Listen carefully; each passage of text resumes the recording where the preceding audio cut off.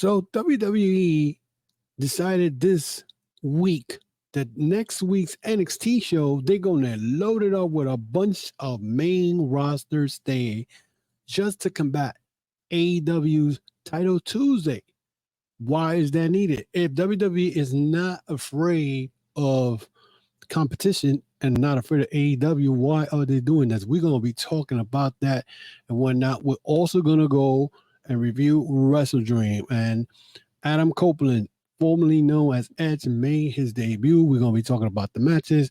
We're going to have that and much more on the Chokeslam Wrestling Report. Let's get this. Is the moment we've all been waiting for the thousands in attendance and the millions watching around the world. Ladies and gentlemen, let's get ready to rumble!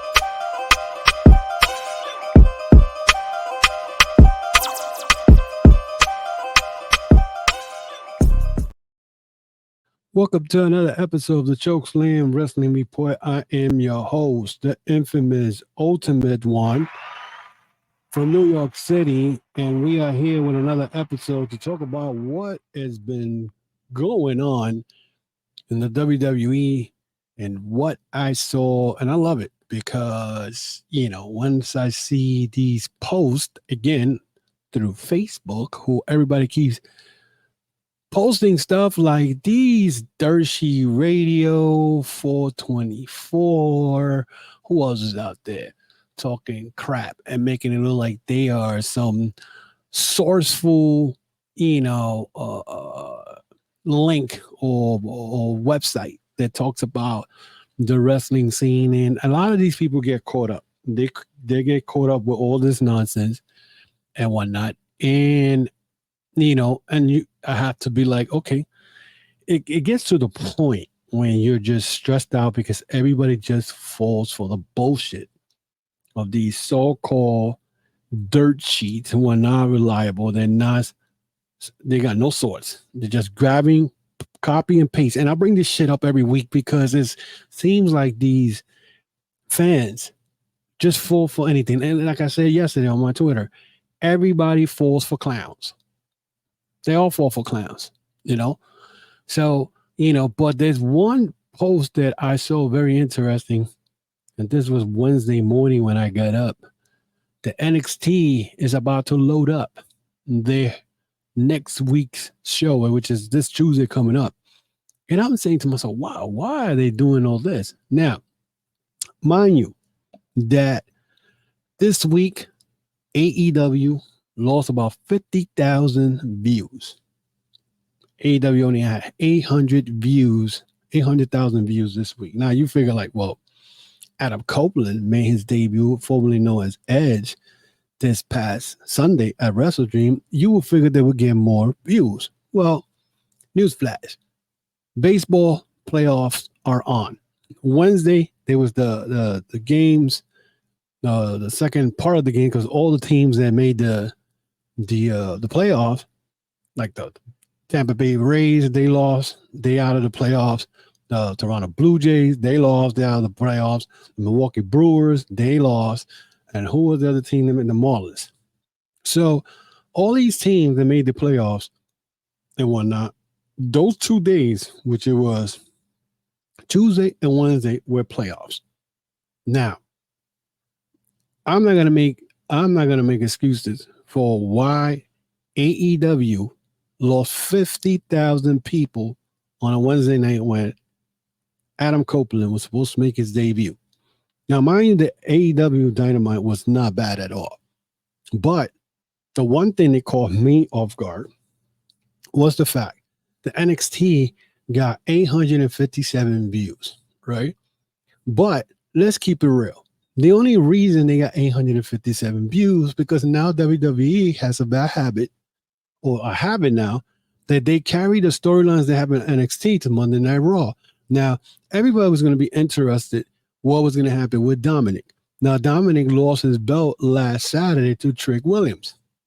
But WWE, of course, don't give a rat's ass about NXT, went and had Trick Williams lose the belt 2 days later. He won it Saturday. By Tuesday, he had lost the belt to Dominic again. Because WWE on Raw had Rhea Ripley told Dominic, do not come home without that belt, or if you don't come with that belt, don't come home, which means he would have been kicked out of Judgment Day. Now, my thing was, they're not going to kick out Dominic. So I knew something was up, and I knew that Dominic was going to get that belt back. So, it was a smart move. It was a smart move by WWE. Now, my question is this. Is Vince McMahon getting phased out of this whole WWE, because the matches that they had this week, which, I don't watch it. I don't watch WWE like that. But the fact that they pushed the button with Rhea Ripley going after Nia Jax, they didn't wait. I thought they were going to wait because I heard a podcast that said they're probably going to keep her a couple out and then she'll make her return somewhere before Survivor Series and attack Nia Jax. But apparently they didn't do that. They added Shayna Baszler in there to feud, to start feuding with Nia Jax. Then Raquel Rodriguez got involved. Then Rhea Ripley came in and she started going at it with Nia Jax. She even, hit her move on one of the security guards. But so whoever is doing all that, for a fact this is not Vince McMahon. I don't care what anybody tells me that, that's Vince McMahon. I think what Vince McMahon is getting phased out of all this, little by little, they finally endeavor to look, stay out of the picture, stay out of everything, let Triple H run it, because it looks like this is a Triple H thing. The fact that we saw DIY, Ciampa and Gargano back, what that tells you, that's a Triple H move right now. So what it's showing me is that this whole thing with NXT, with them loading it up for next week, they added John Cena to be in Carmelo Hayes' corner. Don't know why against Braun Breaker. Okay. Then they added Cody Rhodes is going to make an announcement. What Cody, who cares? It's going to be the Dusty Road Classic, most likely. And Asuka versus Roxanne Perez. Now, it's funny because Roxanne Perez confronted Becky Lynch this week, and she was getting booed. And I'm saying to myself, what did Roxanne Perez did to get booed by the NXT crowd? I want you to think about that. You know what I'm saying? I want you to think about that. Because at the end of the day, it's something that out of nowhere, you're just going to make a heel because you got Becky Lynch in there. It doesn't make any sense. Now, I, for one, was like, okay, whatever, right? They're loading it up. But as it turned out, NXT beat AEW this week. They got 857 views. So they got 57,000 views more than AEW.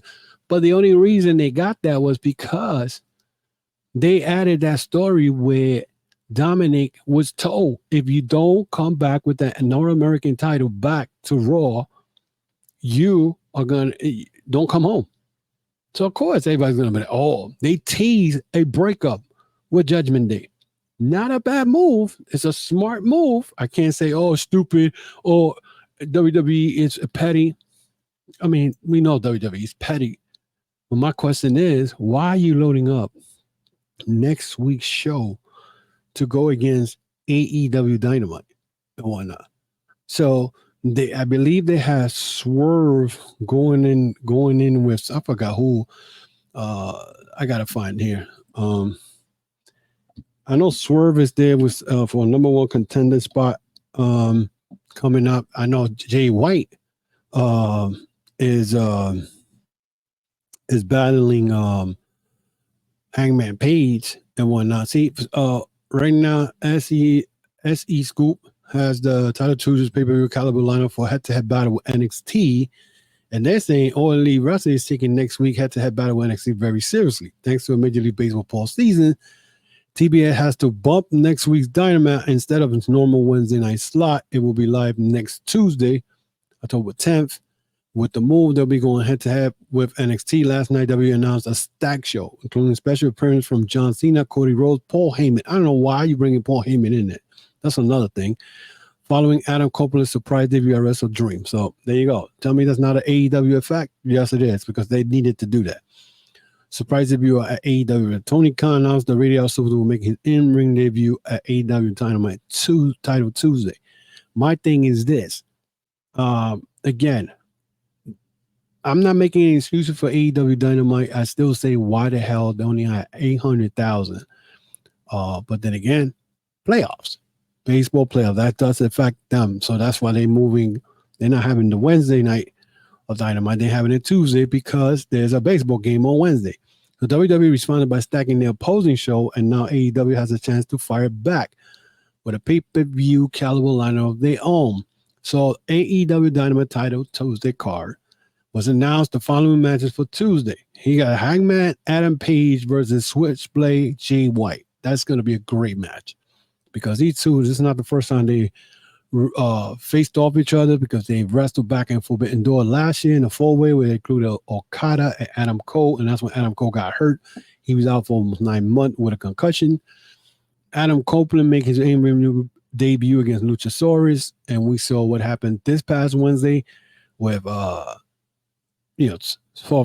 his name? Christian telling Adam Copeland, go F yourself, which it was, I've been using it as a meme the last few weeks this past week and Instagram and Facebook.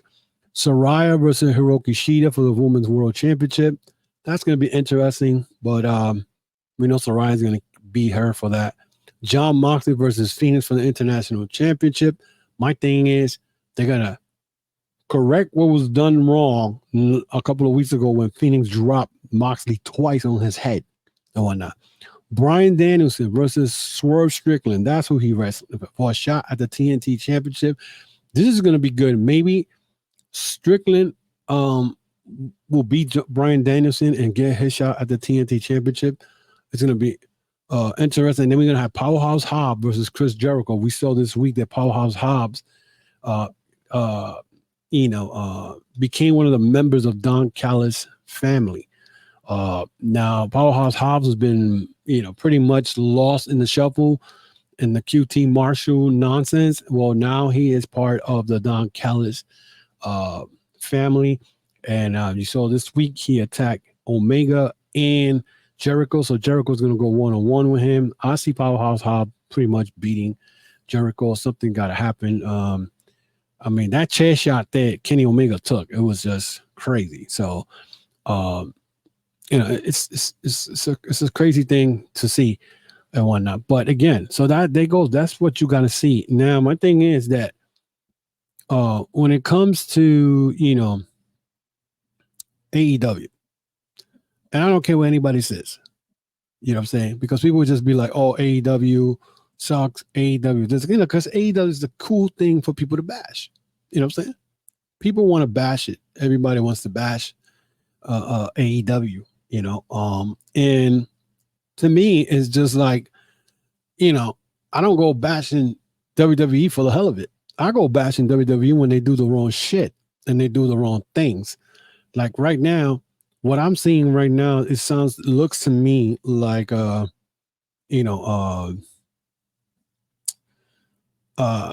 desperate move. It's called the AEW effect for a reason, because if you were not worry about like Triple H called it, the t-shirt company, like he said back 4 years ago, you wouldn't be worrying about that. You know what I'm saying? You will not be worrying about that. Of course, AEW Dynamite this week was the 4th year.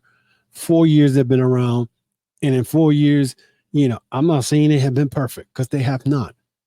They did something that hasn't been done in a while, and that's when they did the All In. And let's talk about this ratings thing, because the reports that came in with the 857,000 to NXT to 800,000 was from WrestleNomics. Again, do we really want to believe WrestleNomics? Now, I got a couple of guys that, I go back and forth in the chat room sometime, and, and they're quick to jump on AEW, and they even went and did a podcast about it and were laughing about it. But they gave the credit to them about making 72,000 at the time. WrestleNomics said that. The minute I saw that with WrestleNomics, I said, "Who the fuck is WrestleNomics?" That's the truth. WrestleNomics, and then the guy who pretty much Brandon Thurston is a guy who always does his little fake journalist and writes whatever the hell he wants to write and whatnot. And half of his shit is always wrong. And what happened? 2 weeks later, after they mentioned that all in was really 72,000 plus in attendance, here comes another report stating that what he mentioned, 72,000, was not true. So, you freaking idiot. That's exactly what he is. Because at the end of the day, you know what I'm saying? He goes and reports this, and then it turns out there was 85,000 people, according to this company or the website that deals with Wimbledon Stadium. So do we really now we taking reports from WrestleNomics? Are you serious? Holy shit. It's crazy.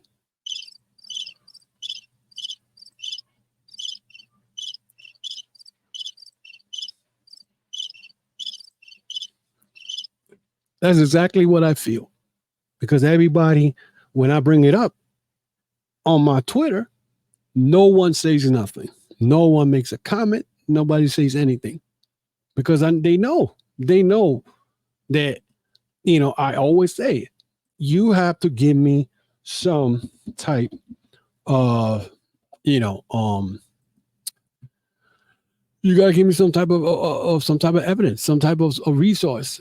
You know, you can't just go to Zero News or WrestleNomics or Cultaholics. I'm mentioning all these guys who act like they are some type of dirt sheet with reliable resource, Wrestle Inc. These guys are clowns. All of them. All of them are clowns. And then don't get me started with the Facebook supposedly dirt sheets, like Dirt Sheet Radio, clowns, 424 clowns. They even went talking about that WrestleMania 40 is going to be Seth Rollins versus CM Punk. I mean, is WWE that stupid? They're going to go and bring this man into the locker room. I mean, I even saw a report talking about, oh, you know, that this he may have signed already. But come on. And if he does, hey, listen, I'd rather have WWE have CM Punk and deal with his problem and his bullshit than have AEW deal with it. You know what I'm saying? But hey, you guys can celebrate all you want, all you WWE fans, all you NXT fans, y'all can, because in reality, let's be realistic. Without the main roster guys in the NXT, they're not beating AEW. You know that. WWE is doing a desperate attempt of bringing all these guys. I mean, they're talking about there's a rumor going around that Undertaker might come out. To do what? To please tell me to do what? Just to appear? And if this is what you like, that you say, oh, Undertaker is there. To do what? You know what I'm saying? But you know what? I sit back and I'm like this. Because the minute I see some bullshit that I know that now WWE fans are crying, I'm going to be the first one to bring shit up. You know what I'm saying? Because right now, yeah, if you think about it, AEW, I mean, lose 50,000 people is a lot. But then again, there was baseball games on Wednesday. Now, do we have to make the excuse? Yeah, I'm going to make the excuse because when WWE on Monday Night Raws, when they're not making good fucking ratings, everybody's like, oh, it's the NFL. Well, it's baseball season. Baseball season. And everybody could, you're a WWE hater. No. Facts are facts. And it is what it is. You know what I'm saying? I'm not going to sit here and be like, oh, AEW, you know, no. The reason they lost 50,000 people was because it's fucking baseball games. There was 2 baseball games at the same time AEW Dynamite was on. You know what I'm saying? Now, the card was good? Yes. You know what I'm saying? Now, the The competition between Christian and Adam Copeland, that was good and whatnot. Now Jay White going after MJF and whatnot. It's a good move. It's a good move. I mean, I'm kind of bugged out they actually put, MJF versus Jay White so soon, but something's gonna come out of that. And I'd rather watch that than watch any other, like Fastlane. If you look at it, most of those matches, LA Knight and John Cena. Last night they put, I think, LA Knight against one of the Usos. Why do I want to watch that? And they already faced off. Why don't you just leave? Don't have no one-on-one match. Just leave it like that and see what happens. But WWE doesn't do that. You know what I'm saying? It doesn't do that. Bringing Tommaso Ciampa and Gargano back is a cool thing, but let's be real. WWE don't believe in tag teams. Unless Vince McMahon is getting faded out of all this.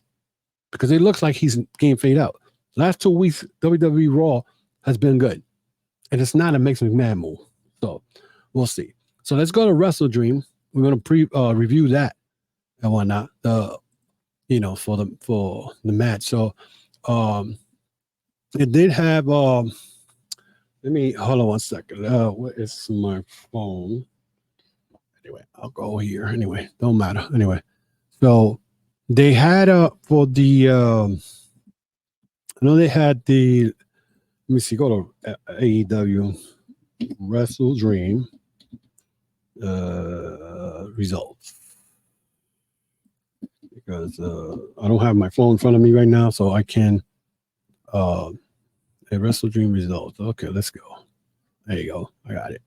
Anyway, so I know the 0 hour portion, they had a 8-person mixed tag team, Diamante, Lee Moriarty, Mercedes Martinez, and Shane Taylor in this match, which is pretty good. I like it. And when at one point you saw Athena, who wanted to go one-on-one with Shane Taylor. It was cool because it was versus it was Athena, Billy Starks, Keith Lee, and Satsushi Kojima. So Kojima got the win for the team. So, but but it was cool. Athena rocked Lee Moriarty with the old face, and that was like, I love that part. And Keith Lee planted Moriarty. Kojima nailed Lee Moriarty with a lariat and pinned him for the victory. And then we had a special match. We had Claudio Castelloni with John Moxley versus the War Master, George Barnett. George Barnett is the most feared catch wrestler in the world today. So John Moxley joined the broadcast booth of his match, and this match was pretty good. Barnett kicked to the inside of Claudio's leg. Claudio retaliated with a European uppercut. They traded forearms. Barnett blasted Claudio with a spinning leg kick. Claudio grabbed the legs of Barnett and pulled him in a giant swing. George went through Claudio with a double underarm suplex. Claudio transitioned with an octopus submission to a crucifix and pinned Josh Barnett. And Barnett, he said he'd heard a lot about Claudio. You're highly regarded. He said hearing about it is one thing, but experiencing it is another. And they're all correct. They don't understand how great you actually are. I promise you, Inoki-san will approve of you. I came in with no expectation, and I leave with only the highest expectation for you. Tonight, I give you a challenge, and you overcame. I am very proud of you. However, this ain't over. You owe me more time, and I will come someday, someplace for that time. And Claudio said, anytime, any place. So it was pretty good. The Luchasaurus versus Nick Wayne, this was a massacre and whatnot. But this was a setup for what's going to happen beneath the end of the night. So Luchasaurus pretty much, did everything. I mean, Luchasaurus planted Nick Wayne on the back of his neck with a German suplex. Nick Wayne's mother was watching from the front row. Nick Wayne connected with a 2-thrust kick. Luchasaurus headbutted Nick Wayne in the midsection. Luchasaurus picked up Nick Wayne and chokeslammed it over the rope and into the ring apron. Nick Wayne used a moonsault to take down Luchasaurus. Luchasaurus countered Wayne's world with a nasty shot to the back of the head and pinned Nick Wayne. So Luchasaurus looking real good. Nick Wayne, of course, taking the loss, but like I said, he will be a very major difference at the end of the main event match. AEW World Trios Championship match, The Acclaim and Daddy Ass against TMDK, Badu Tito, Mikey Nichols, and Shane Hayes. This was a good match. I just didn't like the fact that the Acclaim won, but of course it's because it's AEW, and they're not gonna allow TMDK, especially New Japan wrestlers, to beat one of the trios champions. So I mean, I love TMDK, the Mighty Don't Kneel, but this it was all right. The Ring of Honor World Tag Team Champions, the 2-on-1 handicap match, AEW World Champion MJF versus The Righteous, Dutch and Vincent. This was the pay-per-view portion of the Wrestle Dream. This, I thought something was going to happen after this. Of course, MJF ended up, winning that match. Of course, MJF grabbed Vincent by the hair, rammed into a Dutch back end. MJF followed up with a double kangaroo kick, and MJF drew Dutch with the heat seeker, pinned Dutch with his feet on the rope. MJF somehow, some way, has retained that Ring of Honor World Tag Team titles to kick off the pay-per-view. And I don't know. I thought something was going to happen. Maybe Adam Cole would have came out and done something. I still think that this whole Adam Cole thing is a work and whatnot. And then there's probably a setup that maybe even going to have Jay White soften up MJF for Adam Cole. The Ring of Honor World and New Japan Strong Openweight Championship match was on the line with Eddie Kingston, the champion, versus Ring of Honor Pure Champion, Katsuyori Shibata. This was a great match. It was a war. These guys went at it. Of course, it broke down to a slugfest with Shibata and Kingston exchanging strike. Kingston nailed Shibata with an exploder. Shibata swept Kingston's leg and drove him into the mat. Shibata applied a Cobra twist. He transitioned to the ground, octopus submission, and Kingston was feeding. Kingston forced the rope break, grabbing the bottom rope. Kingston wallowed Shibata with a spinning back face. Kingston drew Shibata with a Northern Lights bomb in a near fall. Kingston came back with another spinning back fin, and then powerbomb for the pin of Shibata. And this was a match, and it was a war, so it was pretty good. The Chris Stanlander versus Julia Hart TBS Championship, it was pretty good. I was very disappointed that Julia Hart did not beat Chris Stanlander, even though I like Stanlander, but I think Julia Hart should have won that. Stanlander charged to the corner with a knee to the side of Julia's head, started down the right of Julia with a blue thunder bomb for a near fall. Julia was about to spray the mist into Chris' eye, but Chris slapped it right out of her mouth. And then Chris climbed to the top rope, but Julia met her up there and launched Chris into the ring with a spider German suplex. Junior connected with the moonsault press and went for the fin, but Chris got her boot on the rope. Fan chanted, "This is awesome, this is awesome." Julia applied the heartless submission, but Chris stood up and smashed Julia with a Sunday Night Fever, scoring the pinfall victory. So Julia Hart is going to get that belt sooner or later. The AEW World Tag Team Title #1 contender match, I wasn't too crazy about it. The Guns, Austin and Colton, the World Six-Man Champ, the Young Bucks, the Lucha Brothers, and FTW Champ Hook and Orange Cassidy. The fact that we saw the Young Bucks win this match, I'm not even going to go through the match, I'll say to myself, we're already going to have a fourth match between FTR and Young Bucks. I was like, I wasn't too happy with that. It was a pretty decent match, but I don't know. The six-man world champion Hangman Adam Page versus Mongol Embassy Swerve Strickland. This was a great match. This was Strickland's homecoming. You know what I'm saying? Because not his homecoming, because it was in Seattle, and the fact that he was, gave it all, and Hangman dodged the double lariat and countered with the buckshot lariat. We got that, Swerve was working in, Hangman's arm through the whole match. Hangman was clutching his injured right arm. He covered Swerve for the pin, but Prince Nana pulled Swerve's boot onto the bottom rope. Referee Paul Turner injected Prince Nana from ringside. As Prince Nana was arguing with the referee, Page went for the buckshot lariat, but Swerve countered by hitting him with Prince Nana's crown. Swerve covered Page, but Page kicked out at 2. Swerve blasted Page with the house call. Swerve swept up the second house call, and Swerve planted Page with the JML. Oh, no, I'm sorry. Is it JML driver and scored the pin. Wow. The Wheeler Judah versus Absolute Ricky Stark. Not much to talk about. I mean, Yuta got pinned by Stark, and it looks like Stark maybe starting a feud with the Comeback Club, and he's looking at Jon Moxley and smirking after he beat, Wheeler Yuta. Then we had the dream match: American Dragon Bryan Danielson versus New Japan Pro Wrestling TV champion Zack Sabre Jr. This match was classic, and I love the way it ended because pretty much Sabre lost, but Sabre pretty much said, "You know what? You beat me, but you beat me because you needed to hit me with a knee strike. You didn't beat me by submission. So you're gonna get another Zack Sabre Jr. versus Bryan Danielson, whether." You, as a podcaster, whether you like New Japan Pro Wrestling or not, because I heard a podcast that drove me nuts when I heard that. Well, he said, Zack Sabre Jr. is not his cup of tea because he's a technical wrestler. Of course, because you like all that bullshit, sport entertainment and all that nonsense, 15-minute promos, you know what I'm saying, that you won't even give, a second thought of watching a submission wrestler like. And he mentioned, there was a Mr. Perfect Bret Hart type of match. Why would you not like Zack Sabre Jr.? I mean, this man is fucking one of the greatest technical wrestlers there is.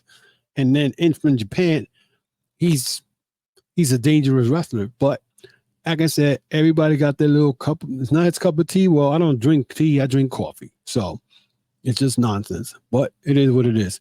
Then we had the Trios Grudge match between Jericho, Omega, and Kota Ibushi versus the Don Callis family. They had Alpha, Konosuke Takeshita, Sammy Guevara, and the IWGP United Kingdom champion Will Ospreay.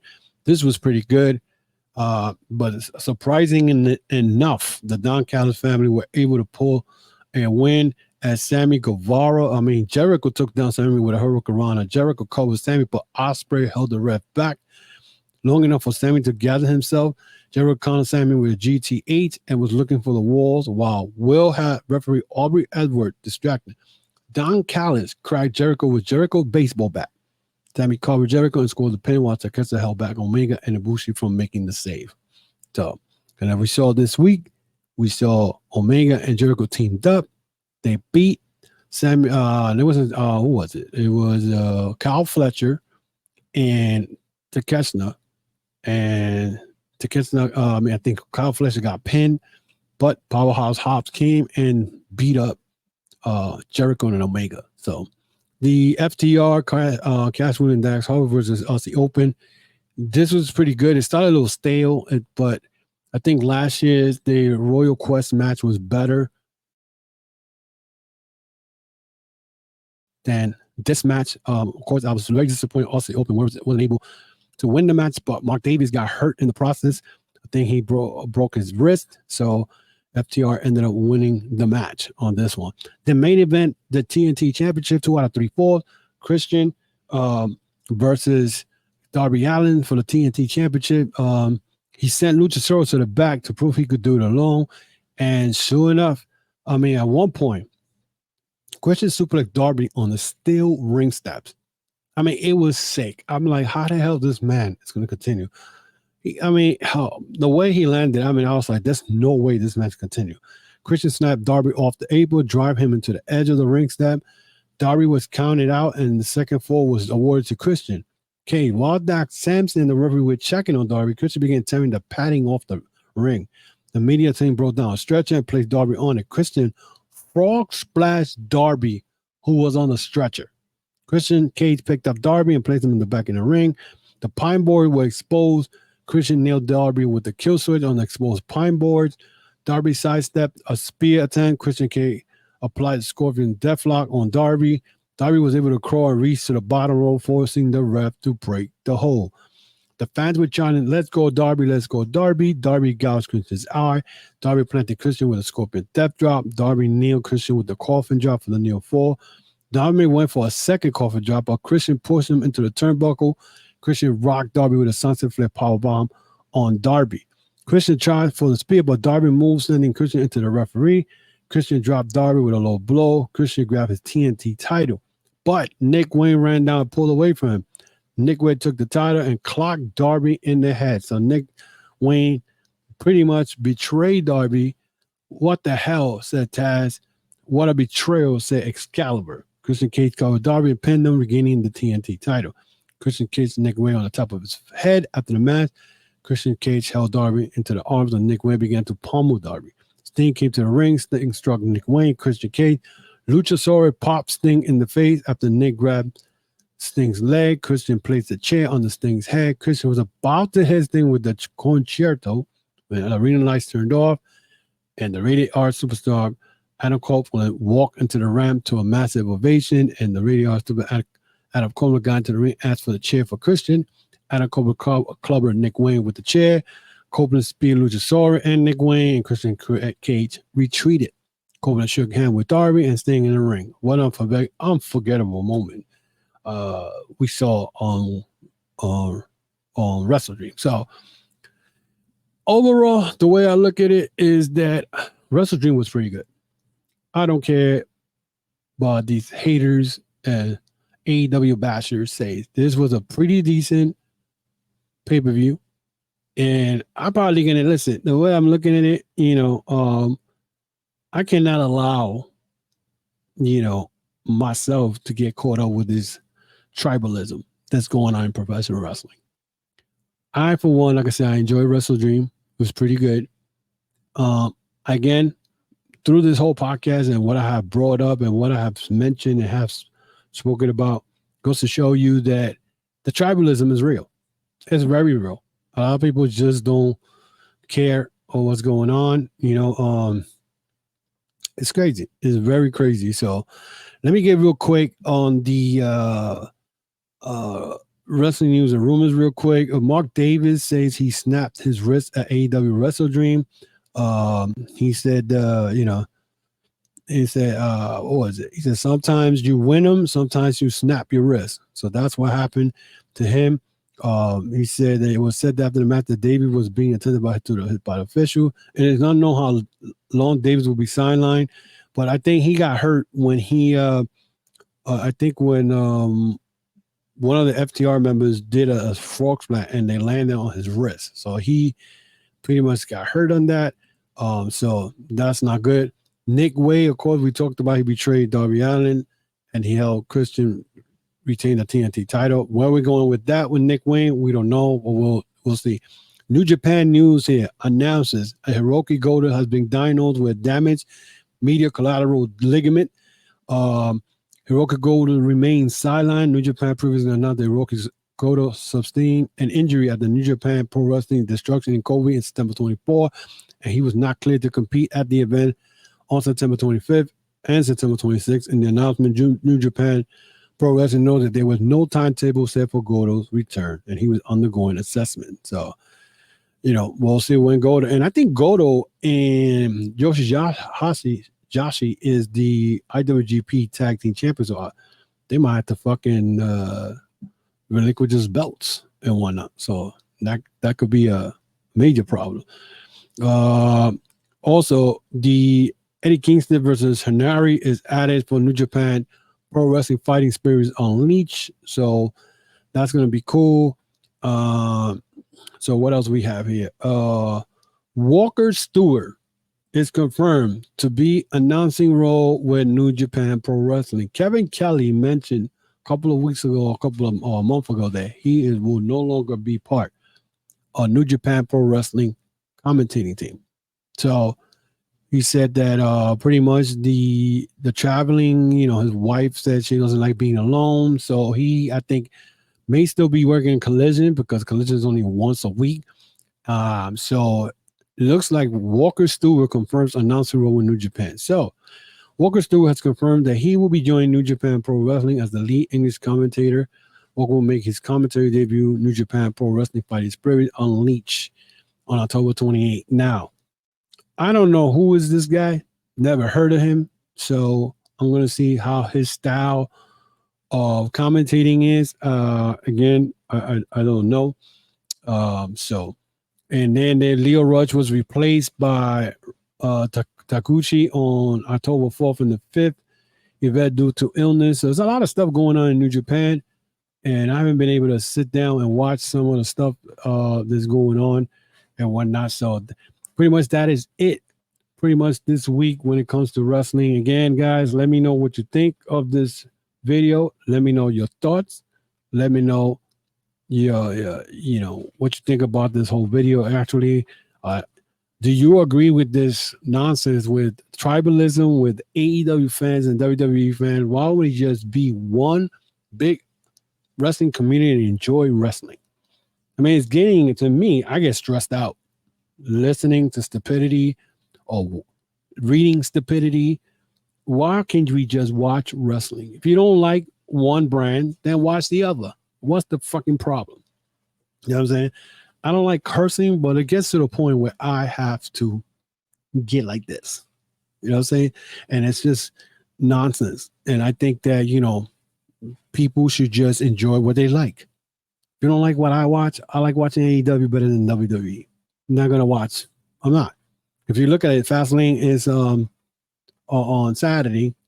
I think tonight is Fastlane. And most of the matches are almost the same. We're watching Asuka again in the middle of a championship. I mean, it's like the storylines, I don't know. It doesn't make no sense to me. So I mean, at this point, I'd rather sleep than watch 3 hours of Monday Night Raw, to be honest. I don't. And then I can't now wait for Tuesday to see the numbers that will come in on Tuesday. On probably Wednesday or Thursday, I'll definitely, and then it'll be beautiful because Thursday I do my behind the curtain audio podcast, and that's a thing I wanted to mention to you guys. I started doing behind the curtain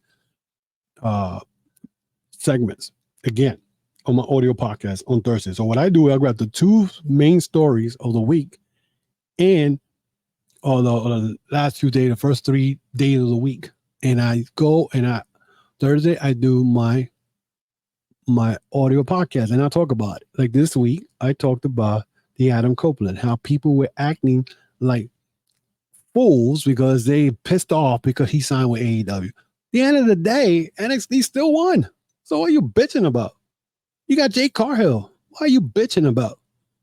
You mad because the man, 51-year-old guy, wanted to go and do better? WWE had shit for him. Let's be realistic. They didn't have anything. And the way he went out, instead of him having his last match with Sheamus in a pay-per-view, they did it in a SmackDown. So that shows you how much respect they have for the guy. So you would laugh. That was my one of my part of the of that audio podcast. Also, I spoke about Kota Ibushi. There was a thing about Kota Ibushi that Omega and Jericho said that he's gonna come back. And my thing is, ain't he signed with AEW? Ain't he part of AEW? When is he coming back? Unless they came to a deal that he shows up once in a blue moon, but he still could deal with his school in Japan. It could be that. So anyway, I want to thank everybody who supports the podcast again. And guys, you want to check me out on social media.